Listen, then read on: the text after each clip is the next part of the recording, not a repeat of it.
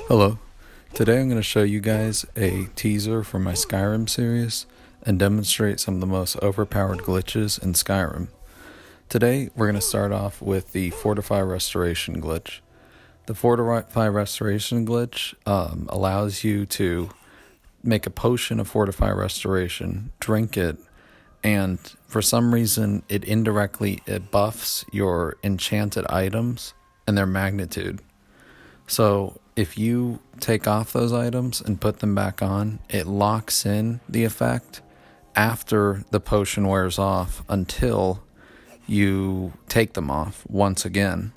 So this effect can be stacked because you can basically do Fortify Restoration, drink the potion, increase clothing that has an enchantment for Fortify Alchemy, and then drink the Fortify Restoration potion again, the new one you've made, and exponentially the statistical value of your enchantments goes to ludicrous numbers without respect to the limitations of the game.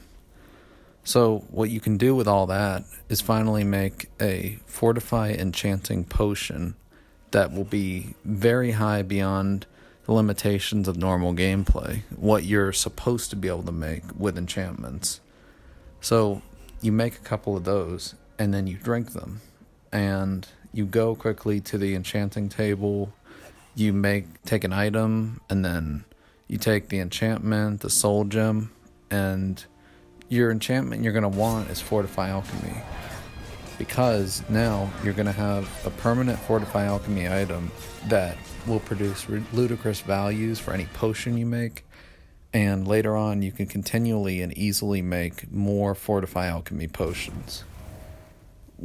Enchanting. What you can do with that now is go back to an enchanting table and make any item you want that has a very high statistical value.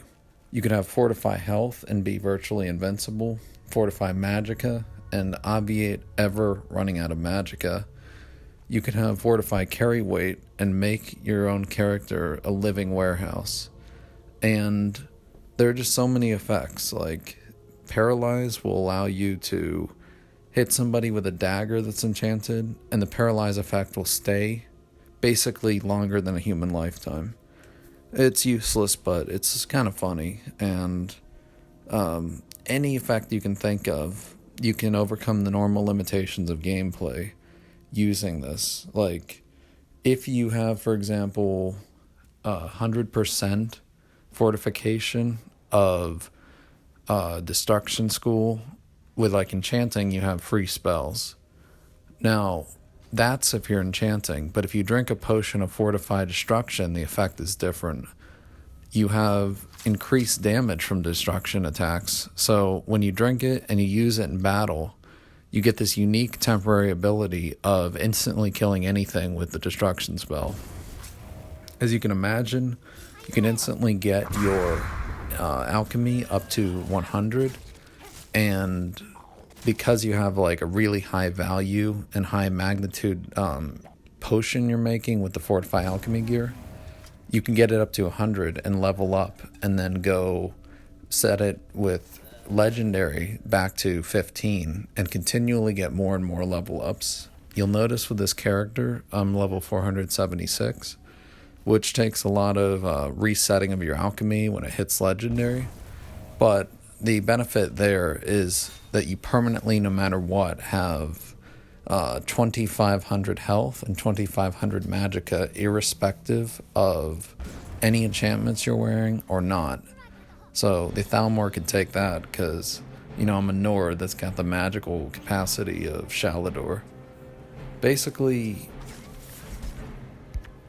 another practical effect is to drink a Fortify Conjuration potion, and it will allow any conjuration spell you have to function like Dead Thrall, Flame Thrall, the master level conjuration spells that are supposed to last forever.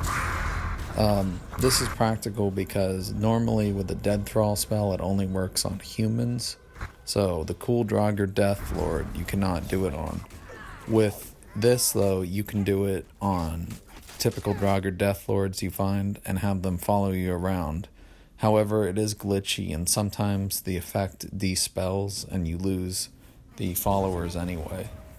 Now, another effect you can do with this, besides being able to sell potions that are valuable enough to clear out somebody's inventory, that's one effect you can do. You could buy stuff from a store and then just sell one potion and to get back all the gold you made, as well as all the gold they had in the first place. You have the store in Riverwood with Camilla and Lucan Valerius that can have 12,000 gold at once, so that could be a tidy way to make gold.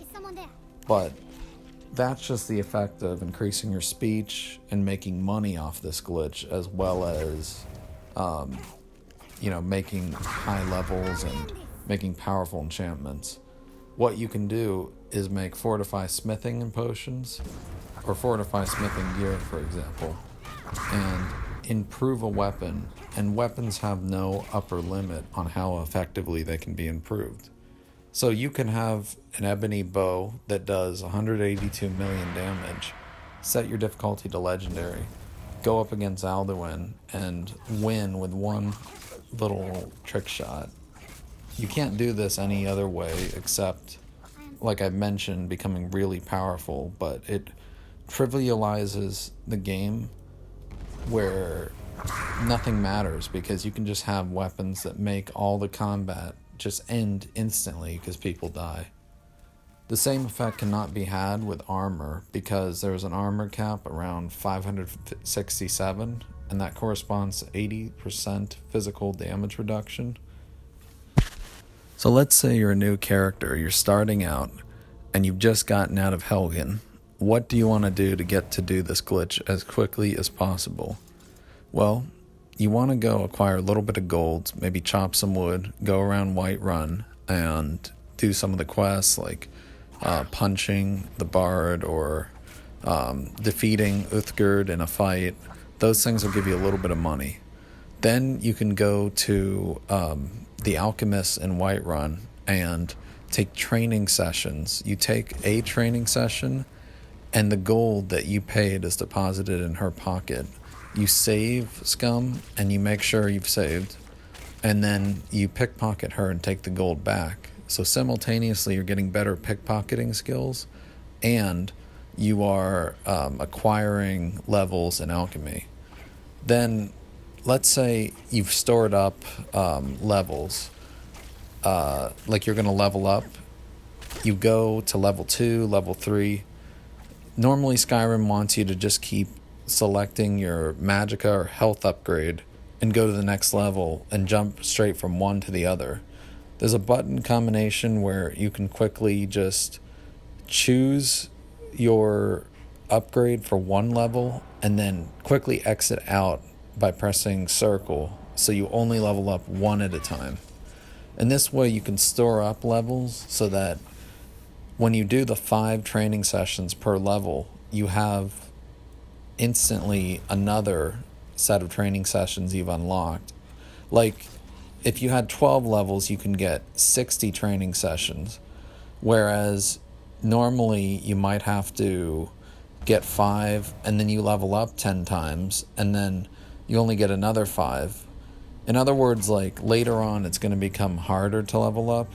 So you take the opportunities that give you easy training sessions early on with leveling, and you try to get up skills that are annoying to raise, like alchemy, through pickpocketing. That's one way. Essentially, you may already have high pickpocketing if you play the alchemy, if you played this character for a while.